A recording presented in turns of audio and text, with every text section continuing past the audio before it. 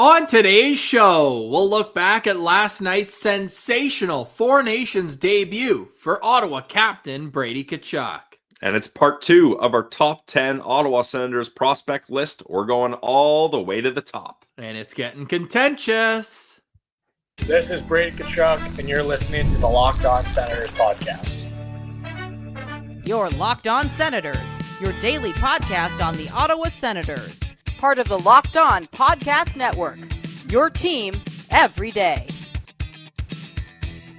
Welcome. You are locked on to the Ottawa Senators, the only daily podcast covering the Sens.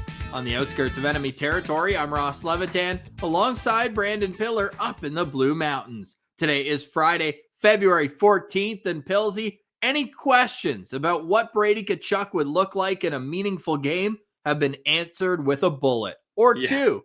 Yeah, I mean, and then add a couple hits along with that too, Ross. Like, this guy's an absolute gamer. When Sens fans keep saying, we can't wait to see this guy in a playoff series, and I feel like other fan bases kind of dunk on us, being like, well, hasn't happened yet, so I don't know what you guys are so excited about.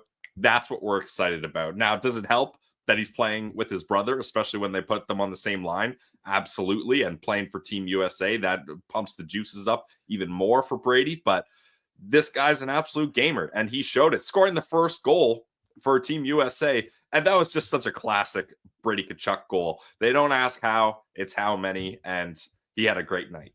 Yeah, and they needed that one because Team USA allowed the first goal in the game. They end up winning 6-1, 4 goals in the third period. And UC Saros played so well in the first two, and then a couple stinkers in the third period, and it was a complete whomping by Team USA. And kind of lucky that they get to start the tournament against Finland. Feel good about your game, snap it around a little bit. I thought Nicholas Matinpalo had a decent game too. Yeah, I mean, other than that penalty he took, I thought he played decent as well. Yeah, nice, got him. But we got to get into the all-time moment early in the game. Scrum at the net. Of course, Brady Tkachuk a part of it. And Matinpalo goes to start covering his guy, goes to start shoving Brady. He's like, nope, next guy. And then goes for JT Miller. Smart move by Nicholas Matinpalo not to rough up your captain when you're at an international tournament. Wonder if he would have done the same if it was after Brady's second goal, where he beat Matinpalo down the middle lane and then poked it into the back of the net. True, yeah, and that was a classic goal, Ross, because that was assisted by Matthew Tkachuk. That was some brother telepathy right there. He knew Brady was going to be right there to finish it off. Yeah, and if you're watching on YouTube, that photo, credit to USA Today, they treat us so well with the images here on Locked On Network, and that's just a great photo of brotherly love after Brady Tkachuk's second goal. Brady finishes his Team USA Four Nations debut against Finland with 2 goals, 5 shots on goal, and 8 hits. A couple thunderous ones too. Knocked Nico Mikkola on his behind in the second period as well. So just an all-in-all great performance for Brady Tkachuk. And I saw some Sens fans being like, where was this against in the Florida games, the 3 of them last week? Like, he had a goal and 11 shots against the Panthers. I mean, the Tampa games, we were like, okay, yeah, would you like a little bit more? Sure. I just think still has 5 shots in both those games. Like, I know maybe the rest of his game wasn't up to standard usually, but I don't know. I think the Florida trip for Brady was not that bad. No, and I think that these games are just going to elevate his, not even compete. He's always competitive, but yes, the execution of knowing how to play in these big moments and what plays to make and how to, handle the ups and downs in every game. I think this is such a benefit for Brady Tkachuk, who's been starving for playoff hockey, and he's going to get 26 more Game 7s down the stretch, as the Ottawa Senators are going to need him to be his productive self. Like, he's got 3 goals in his last 17 game spills. He's got 2 last night. So hopefully, just seeing the puck go in the net, feeling good about that, can get him back at the top of his game, because he's going to have to score at like a 30-goal pace the rest of the way for Ottawa to make the playoffs. And I don't see why he can't, Ross. Like, I mentioned it in my case for Brady to be the MVP, and I know a lot of Sens fans didn't like that for the Ottawa Senators.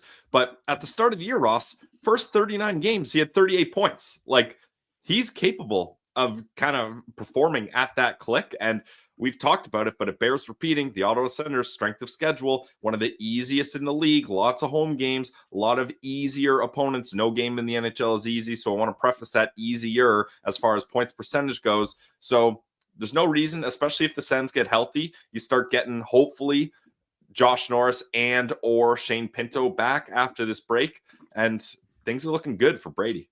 No teams facing off today at the Four Nations. It's a complete day off so that both teams will be, or all four teams will be rested for a doubleheader on Saturday at 1 o'clock Eastern. It'll be Finland versus Sweden, and then at 8 o'clock, USA versus Canada. And they go to Boston for those, right? No, after that game. So I think the final two games are in Boston. No, it'll be Saturday night at the Bell Center.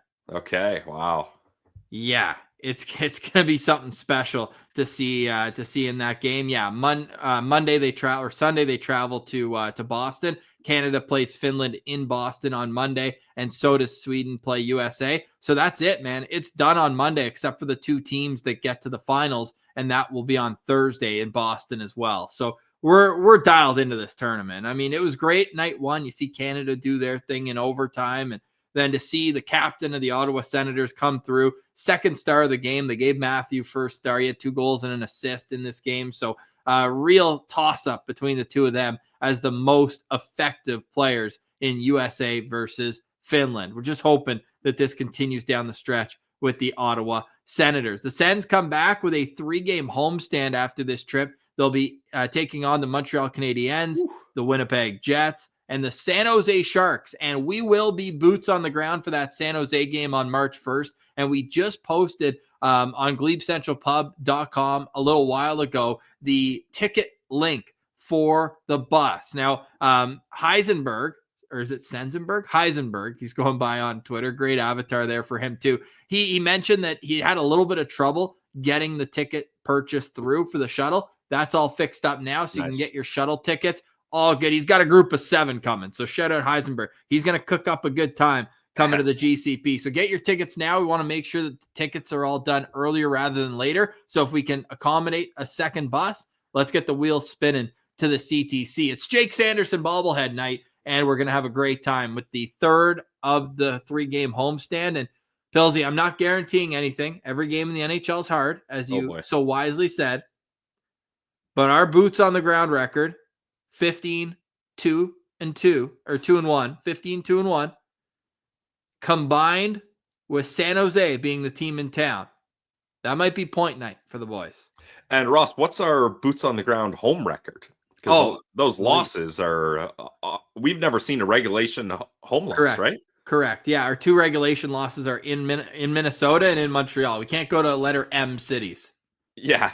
Or we just, Ross, home is where the heart is. Maybe we just stick to home games from now on. And the OT loss, they were up in the 3rd period. It was Chris Neal jersey retirement game. They were up 2 goals, and then freaking Patrick Kane. It was like his last game in Chicago. He scored twice, tied it, and then won it in OT.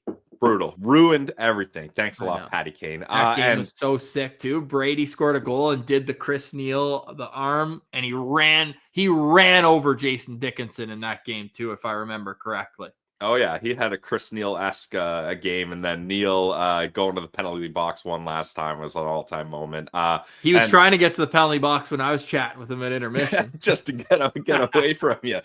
But I'm going to be going to the Jets game as well. I'm going to leave for Ottawa a little earlier than you, so figured, hey, might as well, if I'm going to be in the area, go to the Sens game as well. So I have decided where I'm going to stay, what tickets I'm going to buy, but that is my plan. So I'm going to hit up both Jets and Sharks in Ottawa. And we know you're going to be using Game Time to get those tickets. Code Locked On NHL, $20 off your first purchase. Ironically, I'm going to be working that game from the radio station here in Winnipeg. And then I will be boarding a plane early on Thursday morning to get myself to the nation's capital, or as I like to call it, home. All right, Pilsy, we've got the second half of our top 10 Sens prospect list on the other side, and a question from Prague Sens we're going to answer. Why was Tomas Hamara not on our top 10 list? We'll answer that, then get to our top 5 on the other side. You're listening to Locked On Senators, your team every day. Today's episode is brought to you by our friends over at FanDuel. When the game tips off, the NBA action is just getting started, and there's no better place to get in on that than FanDuel, America's #1 sportsbook. With FanDuel, you can place live bets throughout the game, so even if you miss that opening tip-off or you want to bet on a fourth quarter comeback, you can stay in on the action. And if you're looking for a bigger payout, combine your bets for live bets into a same-game parlay.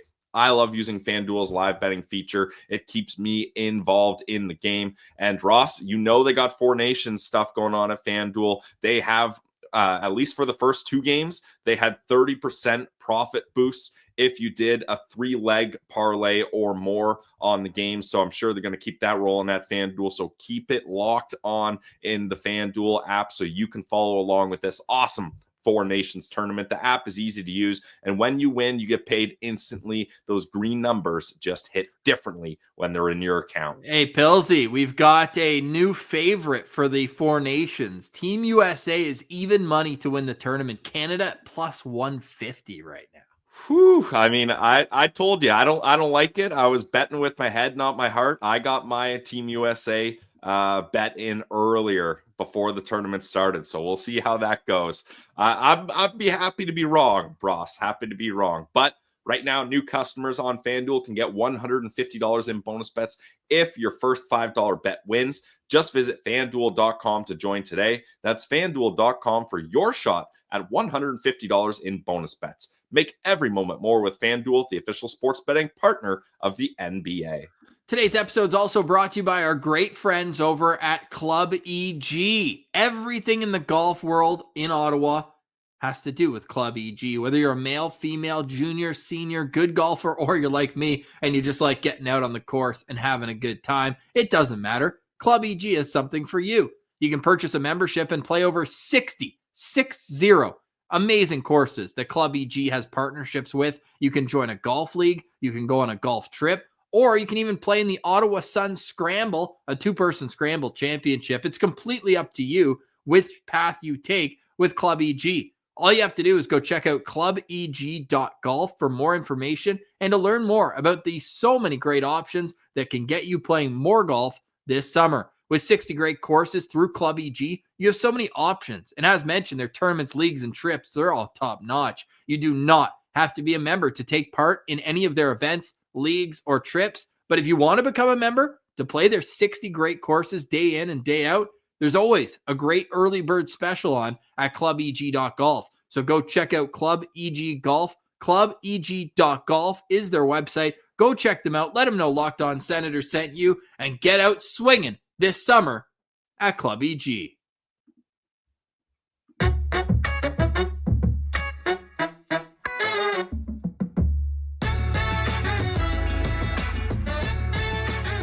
All right, Pillsy, I am itching for golf season. These Club EG ads are just getting me dialed in. I cannot wait to go out and hit like 100 shots on 18 holes. That's like a great day for me.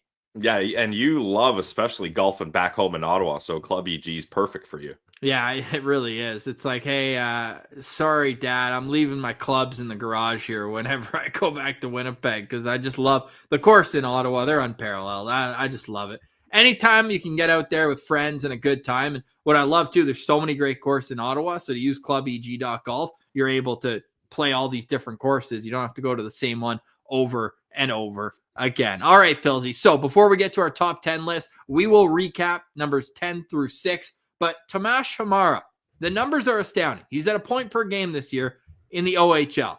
Why is he not on our top 10 list? Prague Senators thinks that he absolutely should be. Well, I'm sure there's no bias from Prague Senator when it comes to a player from Czechia. But, I mean, it's good that he brought this up, Ross, because Hummer is a guy that I feel like kind of gets lost in the shuffle because he's not with the Belleville Senators. He only played one game with Belleville last year. He was brought up to the team this year, but it was just one of those things where I think Coach David Bell and probably Sens management were like, look, we can't really get you into this decor here, and we're not sure you're ready to make that jump. That's me assuming. I'm not sure if that's how that conversation went or not. So he went back to the OHL, and look, if you're going to go back to the OHL as a 20-year-old defenseman, you better be able to dominate And 43 games with the Brantford Bulldogs, 7 goals, 36 assists for 43 points. So a point per game guy as a defenseman is pretty solid, but it's just that almost feels like he's plateau. Like, I don't want to say plateaued, but his development isn't getting better by doing another year in the OHL. But you can only play where you're set to play. And if you're going to do that, a point per game is pretty decent. But I just think, Ross, we always have Thomas Chabot and Jorian Donovan kind of tied at the hip. And for us, I think Donovan has the edge here because he's at least playing in Belleville, and he just has a little bit more of a wider skill set. And we didn't even include Donovan on our list. So that's a big reason why Hummer is not included here. Yeah, he's obviously more of a puck mover than Jorian Donovan, but Donovan has more of those translatable traits that you can see, hey, if he's going to be a number 6 in the NHL or a number 7 that can play sparingly, he's got that oomph to his game. I don't think you're going to see Hamara get into too many tilts like we saw Jorian Donovan get into the other night, but certainly there's a path where Hamara can be a good NHL defenseman. I just think when you're 21 years old in March, you're still going to be playing in the OHL at 21.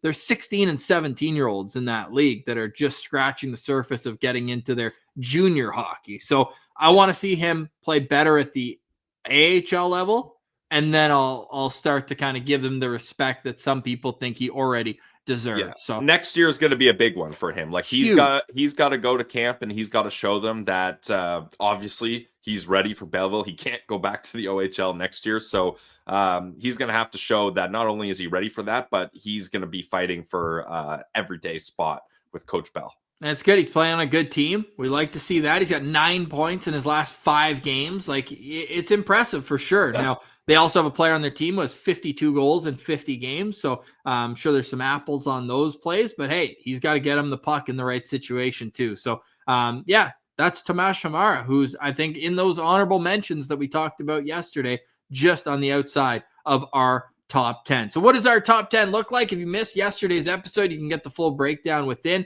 We've got Oscar Pettersson at number 10, Max Gannett at number 9, Luke Ellenis is number 8, Gabriel Eliasson is at number 7, Donovan Sabrango at number 6, which brings us to the top 5 where we're heading to the OHL, and the London Knights' Blake Montgomery, who was not on our top 10 this summer, Pilsy. He has just taken the reins, and since moving up mid-season to the OHL, he has been on another level. Yeah, I mean, even Ross, before he went to the OHL with the Lincoln Stars and the USHL, he had 10 points in 10 games. So it was one of those moves where it's not like usually you see a move like that when things aren't working for a guy, it's not the right fit, and they want to change things up. For Blake Montgomery, it was like, hey, I have an opportunity to do this.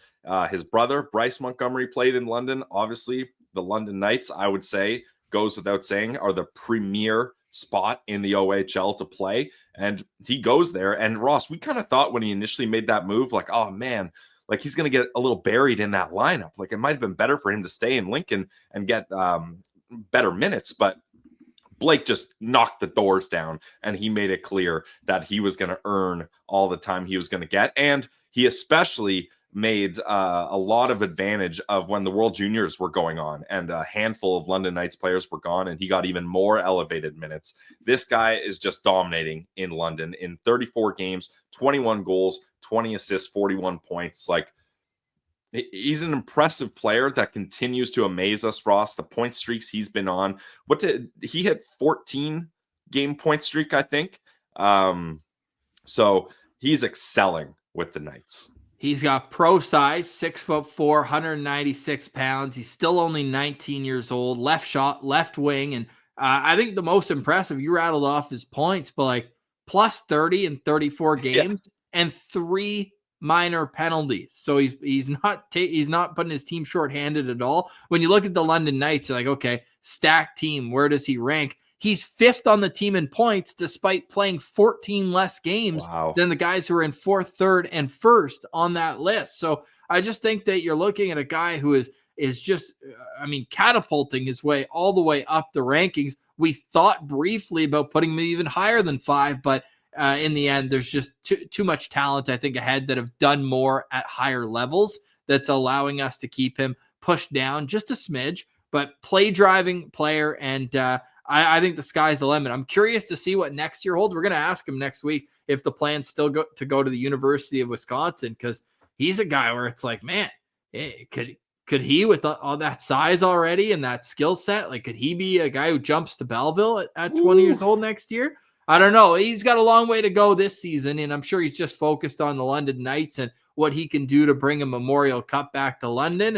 And man, being a top line player on the London Knights, it's great for your development. We haven't had a London Knight on a top prospect list since, probably Alex Formanton would have been the last one. And Victor Mete was already gone from London by the time there. But they remember when there was the conversation where Brady were like, is he going to go to London? And they just signed in the NHL as well. Yeah, exactly. They had his rights. Now, Rossi, it wasn't on our top prospect list, but the Ottawa Senators did draft someone in the second round. Oh my God. So we don't need to go there. Ben Roger. Yeah, but with Blake Montgomery, Ross, he just has such a complete game. Like, the size is there, 6'4", 196 pounds. The goal scoring's there, 21 goals in 34 games. He's a playmaker. The plus minus is good. The discipline is good. You mentioned 6 PIMs. 2 of those PIMs were in the last game up against the Barrie Colts. So in 33 games, he had 4 PIMs. And I was watching some of his highlights, and he scores goals in all different ways. He's able to find those soft areas of the ice to get open for teammates. And if they hit him on the tape with the pass, that release is so quick. He's burying it. And then one of his goals was a double deflection. The puck got deflected up, and then while it was deflected up in the air, he tipped it again. So the goalie reacted to the first deflection, thought he had it, and Blake's like, nope, boom, and tips it again to score. Like, this kid is incredible. And I think the 4th round for the Sens is incredible, the value they were able to find. And I was looking back at our old notes when he got drafted, Ross. One of the EP scout notes for him, a unanimous scout, mentioned that he plays a lot like Dakota Joshua from the Vancouver Canucks, just without that mean streak and that toughness. So, I see a lot of the comparables. Like, Dakota Joshua is a guy where he has skill and size, and Blake Montgomery, very similar. Well, if that's the case, be patient with Blake Montgomery then. Don't rush him, because Dakota Joshua took a little while getting into his, getting these guys when they're 6'4" at this young age. You got to make sure that they're not overwhelming themselves. Their feet can catch up to their hands and their strength and all that. But the Sens found something in Blake Montgomery, and that's why he comes in at number 5 on our top 10 Sens prospects. You mentioned that game last night against the Barrie Colts. 3 minor penalties for Gabriel Eliasson in that one as well. It was a chippy game. Lots of roughings. Of roughings. I mean, those are 2 heavy hitters in the OHL, so there was big points on the line there. Yeah, exactly. So there's Blake Montgomery, number 5 on our top 10 Sens prospects. The top 4 after a quick break. You're listening to Locked On Senators, your team every day.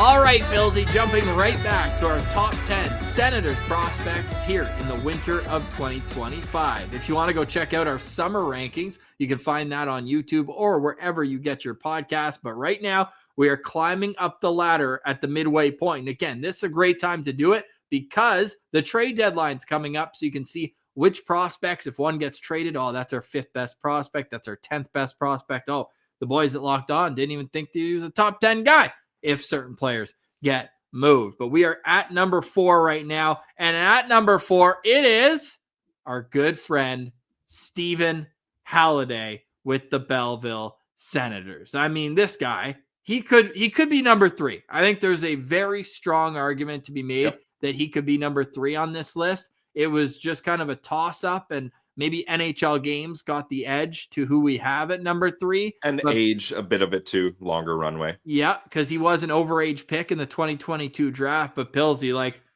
this guy's unbelievable right now, especially right now. But we know that even when he came in last season, he was dishing the pill. This year, he's added goal scoring to his resume. 6'4", 212 pounds, left shot centerman. Stephen Halliday deserves his spot here at number 4. Oh, I'm such a fan of Stephen Halliday, Ross.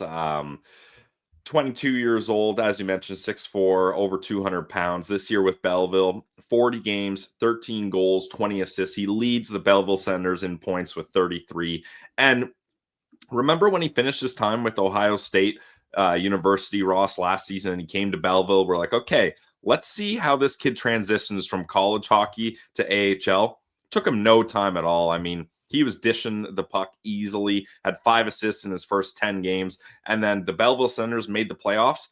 I went to 2 of those games, and he was easily, without question, their most impactful and their best player. He scored his first goal of his AHL career right in front of my eyes. There's that famous picture of me in the crowd while he's doing his celly, and he was amazing in the playoffs. 9 points in 7 games. And he assisted on Garrett Pilon's series-winning overtime goal up against the Marlies. Like, this guy is just such a gamer. And you saw that he had 2 goals in the last game up against the Laval Rocket. And one of them was just, it was very similar, Ross, to Josh Norris's goal to tie it up against the Boston Bruins, where he was right in the slot, had his stick up, ready, loaded, got the pass and the release and buried it. Like, that's the thing with Halliday, is he's such a dual threat. He's obviously a disher. Anyone that says he's not a disher just clearly doesn't know what they're talking about.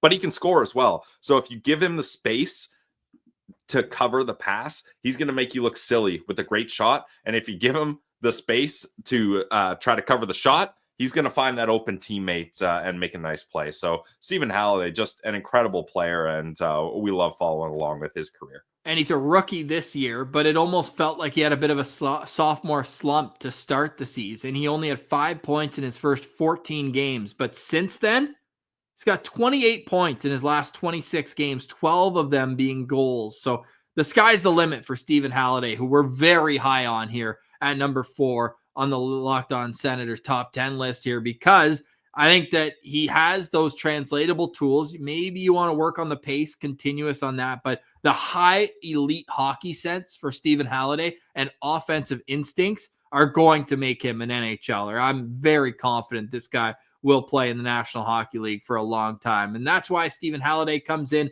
at number 4 on our Locked On Senators top 10 prospect list. Coming in at number 3, Pilsy, something we've never done when we have our list of top Sens prospects, and that is someone who is currently playing in the National Hockey League. But we have decided that Zach Ostapchuk will still be considered a prospect, the 2021 second-round pick. Why did we make that decision? Well, Ross, we also put it to the people on Twitter. We asked the people, did you do a poll or just got a general consensus of comments? Just got the consensus, baby. Yeah, and it seemed like most people still consider Ostapchuk. I mean, he's younger than half the guys we've had on this list so far. Exactly. He's only 21 years old. But as Ross mentioned, he's played 42 games in the NHL this year. 1 goal, 3 assists, -6, 26 penalty minutes. And he started the year in Belleville, and he was cooking up a good year in Belleville. 9 games, 1 goal, 7 assists for 8 points. Now, he started the year in Belleville, and then we believe he was called up right around the Shane Pinto injury. That got him the call up. Then he played a couple games with Ottawa, 6, and then he was back down to Belleville for 3, and then called back up, and then he's been with the team ever since November 25th. So he's really earned kind of the trust and the nod of Sens management and coaching staff. And Ross, the last 2 games he played up against Tampa and Florida, Tampa, the second game in Tampa, he played 14-02, and then up against the Florida Panthers, 16-51. Well, yeah, because when Pinto got hurt, everybody's playing more. Exactly. Yeah, but those are big minutes for him, usually averaging less than 10 minutes a night. So he's really gotten a lot of experience this year. Yeah, he got in a fight too. He scored his first goal. I'm still of the mind that he should be back in Belleville, and Agreed. Maybe that's something the Sens target at the trade deadlines, a 4th-line center that can be a more experienced player, and that way you're able to allow Ostapchuk to continue developing the offensive side of his game that we know he has. I mean, when he was in junior, he even played a bit here with the Winnipeg Ice, but also with the Vancouver Giants. He was the captain of the Giants, and he had that offensive pop. I just don't want him to go on the Curtis Lazar development path where he just ends up being a fourth liner just because that's where they pigeonholed him into the lineup where he fit in the NHL level. I think there's more to give offensively with Zach Ostapchuk, and I hope that this isn't a step back for the offense. I know it's gonna be a good experience for him no matter what, already playing 42 NHL games. I just think that if he's gonna be that 20 plus goal scorer ever at the NHL level, he's gonna have to develop it a little bit more at the AHL level. Now, is there gonna be opportunity in Ottawa to be that? Who's to say? There's so many variables for that, but I'm impressed that he's held his own at the NHL level, but I also want to see him play more games in Belleville this year. Yep, I agree, Ross. And actually, he did have 7 games in the NHL the season before, so he's played 49 total in the NHL. He's only played 78 games in Belleville, so I would like to see him get more games in Belleville as well. And the thing is, Ross, with Zach Ostapchuk, like, obviously, we know there's injury issues with Shane Pinto and Josh Norris, so their center depth, although you'd like it to be set in stone, it's going to fluctuate. And then you got Ridley Gregg in the mix too. But if he sticks at center, he's kind of just circumstantially pigeonholed as a fourth line center. So I think maybe that's why the Ottawa Senators are really giving him a good look there. And surprisingly, or I shouldn't say surprisingly, impressively, he's almost a 50% guy in the dot. He has 81 faceoff wins and 84 faceoff losses for 49.1% in his time in the NHL. And maybe the offense isn't there, Ross, but he's playing a physical game. He's got 82 hits. That's 6th on the team in hits for the Sens, only a couple behind Drake Batherson. He's got more hits than Tyler Kleven. That really surprised me. And hits per 60, he is at 12.71, which leads the team if you take out Cole Reinhardt and Zach McEwen. So he's playing a physical game and he's winning like almost 50% of his draws. But the question I have, Ross, is would there be a point where if you're going to keep playing him in the NHL, you try him at the wing to see if he's a winger, you can elevate him in the lineup, especially now with the depth that the Ottawa Senators have? Like, what do you feel about that? I just think that he's built to be a centerman. Like with the size Agreed. at 6'3", he just commands the middle of the ice. I think he can be defensively responsible, and I know he can at the NHL level eventually be a relied upon penalty killer and all that. So I would rather him play top 6 in Belleville, even just center anywhere in Belleville, rather than be the wing in the NHL. Well, he would be a top 6 for sure, probably second line behind Stephen Halliday center. Yeah, well, I mean, Bealsey's in the mix there, eh? Yeah, I'm not disrespecting Peelsy, but I mean, if you're he can play in the wing. You're going to send him down, like why send him down to be a bottom 6? Totally. Yeah. No, that's fair. But Zach Ostapchuk, certainly a guy who you can tell just by the way the management has treated him, they're extremely high on the potential of Zach Ostapchuk. That's a name I bet you teams are calling about too. If they're like, because obviously the conversations always start, I'd imagine, with the other team saying, all right, you want that player? Well, Shane Pinto, Ridley Gregg. Those are the 2 young pieces from your team that we want if you want a player that's going to help you right now. So if the conversation continues off of that, and obviously it's a no-go for each of those players. Especially with the Ridley Gregg extension, Ross. I think before maybe, but the Sens basically told Ridley Gregg and the rest of the league, we're keeping him with that extension. And Shane Pinto has, every time there's a rumor, and Bruce Garriock had the latest where Calgary called on Shane Pinto, and it's a quick conversation because they see Shane Pinto as a part of the core of this team. So it'll be really interesting to see what happens with Zach Ostapchuk, a player who the Sens are very high on. A guy who the fans and everyone is high on comes in at number 2.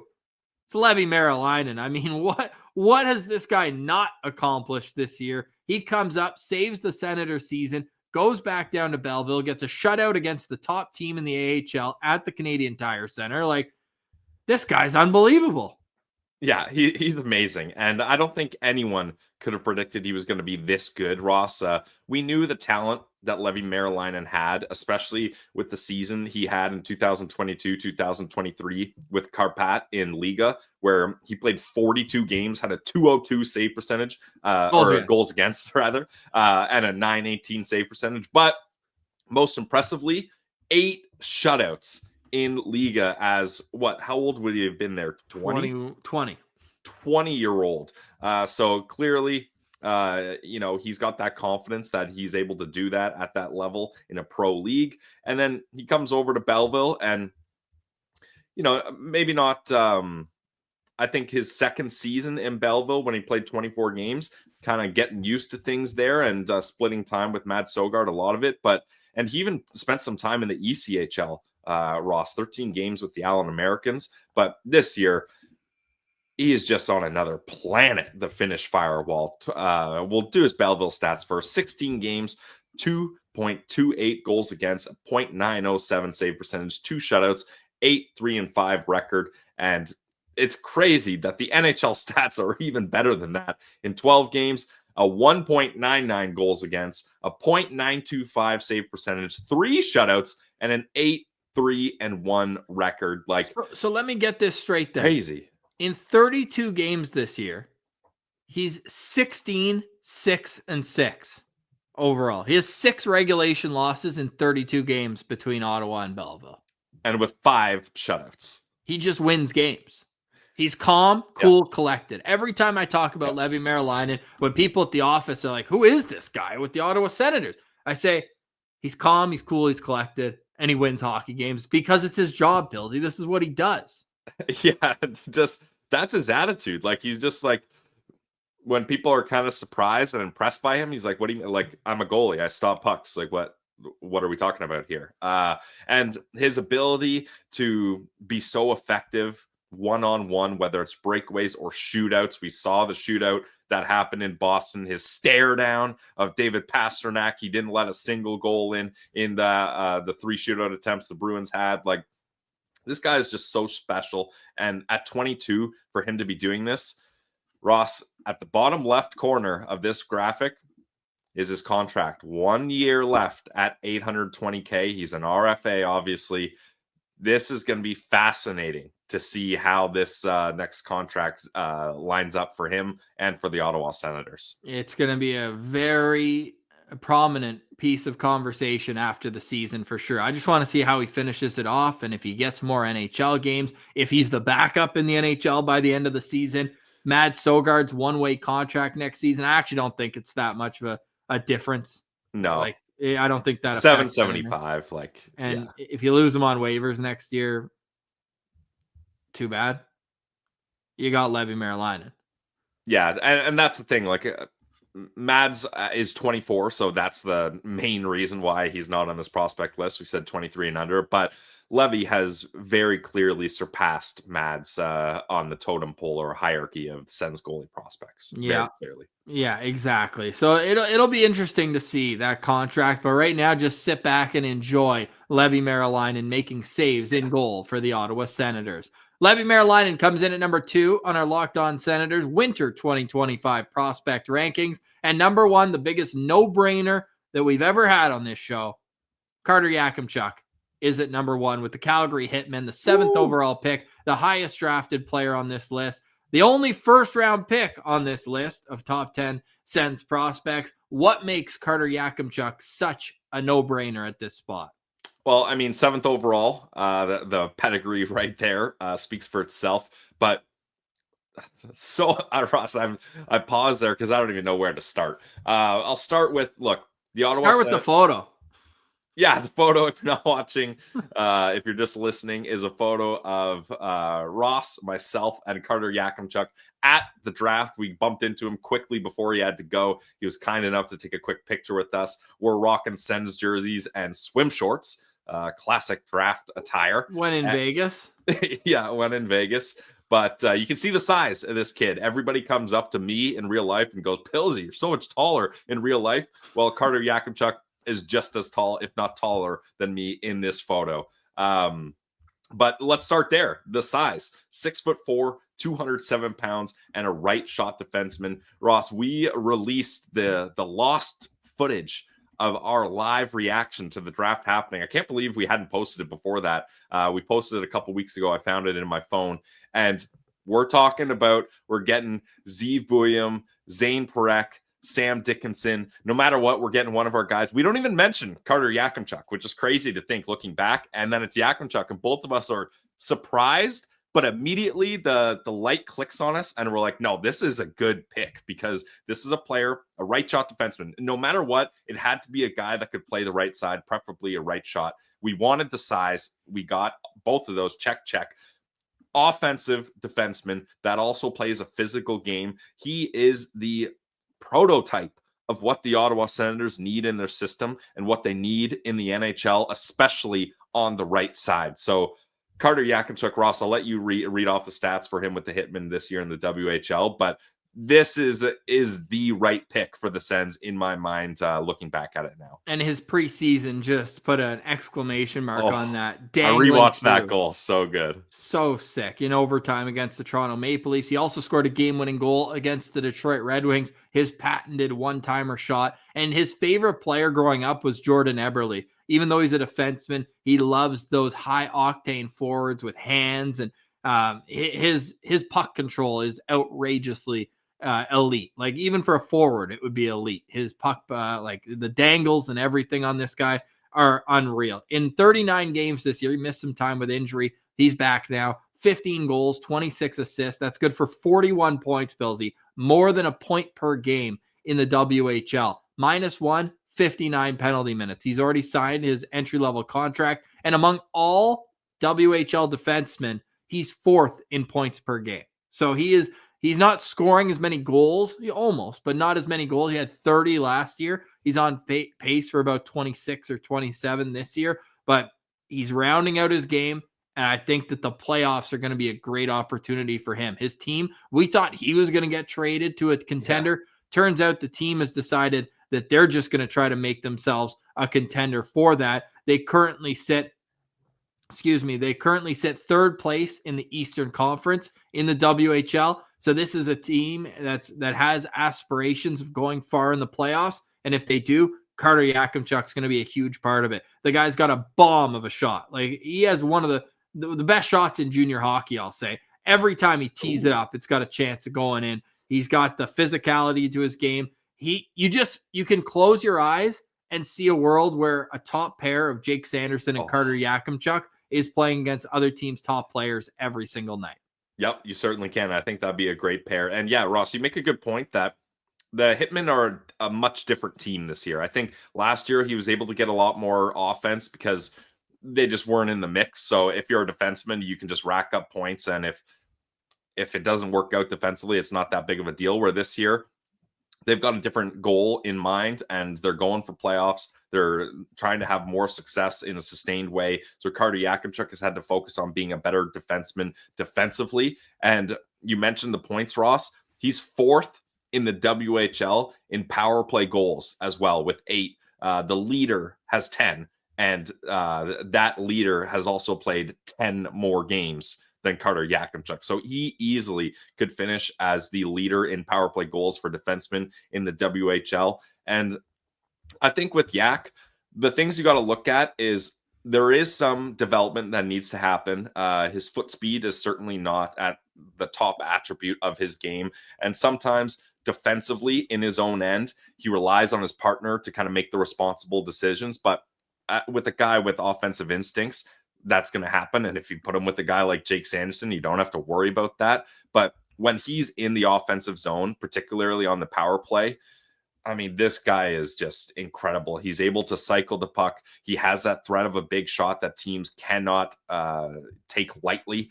And he just opens up so much space for his guys on the power play. So we're very excited about Carter Yakemchuk and can't wait to see how the WHL playoffs go for him. Carter Yakemchuk is also 15th all-time in goals by a defenseman in the WHL. 2 more goals, he needs 8 more goals to get into the top 10. I say he does it at the end of this year. Yeah. This will be his last year in junior, and we expect him to jump to pro hockey next year. So Carter Yakemchuk comes in at number 1 on our top 10 list of Senators prospects. Number 1, Carter Yakemchuk. Number 2, Leevi Merilainen. Number 3, Zach Ostapchuk. Number 4, Stephen Halliday. Number 5, Blake Montgomery. Number 6, Donovan Sabrango. Number 7, Gabriel Eliasson. Number 8, Luke Ellenis. Number 9, Max Gannett. and number 10, Oscar Pettersson. That is our top 10 Sens prospects. Let us know in the comments what you believe the top 10 should look like. Is ours out of order? Did we forget someone? Let us know there on YouTube or wherever you get your podcast. Pillsy, final thoughts from me here. Team Canada has officially added Thomas Harley to their team. Cale Makar missed today's practice with an illness, so hopefully he's not even ill, and it's just because he didn't practice. The NHLPA has allowed Canada to add a sixth defenseman, so they're not playing fully short for that game. A lot of Sens fans saying, that's not how you spell Thomas Chabot. It's Thomas Harley. Rest versus recognition. How do you feel about that?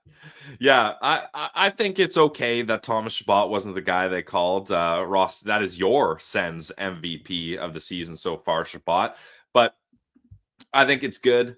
Let him have his vacation, enjoy the time, because if he got called to Team Canada, it's just kind of a whirlwind. You got to get your stuff. You got to travel. You got to figure out how to get there. You got to start practicing. And then you're probably not even going to play. Like, it's such a short tournament, and if you're the extra guy. So I think it's better for Chabot to enjoy this time and then come back stronger for the Sens. And look, we hate to say it, but the reason this is happening is an injury to a defenseman on Team Canada. These things do happen. So to not have to worry about that, I think is ideal for Senators. So rest is a weapon. I don't know if you heard that before, Ross. Well, and vacation's a weapon too. Chabot posted yesterday's with his wife and Batherson's girl in Mexico. So I don't think he was I don't think he was flying over to Boston to maybe play a game in a tournament that just has 2 games left plus a finals. All right, enjoy the game Saturday night. It's our first weekend without a show, and gosh knows how long. We will be recording an interview this weekend though, and we'll get that to you next week. Next week, more interview week for us here. Yes. I do have a final thought though, Ross. Whoa. No NHL games, no 4 Nation face-off. It's Valentine's Day, but there is no love between the Belleville Senators and the Toronto Marlies, as it is the Battle of Ontario in Belleville. The last Belleville game was at the CTC. If you're looking for a good date night, head to CAA Arena and cheer on the Belleville Senators, especially, Ross, when the Marlies are in town. You know this, when we work there, those are the games that's always a packed barn, but too much blue. It's Valentine's Day. Wear red and go to the Belleville Senators game to cheer on the boys up against the Toronto Marlies. Very well said. For today, we say goodbye. Happy Valentine's Day to everybody out there. Thank you so much. We love that you listen, watch, engage with the show. It means a lot to us. Make sure to give us a 5-star review everywhere you get podcasts. Subscribe on YouTube. And I'm just saying that your significant other might appreciate a free subscription to Locked On Senators for your Valentine's Day gift. That's Brandon Piller. I'm Ross Levitan. This has been another edition of the Locked On Senators podcast, your team every day.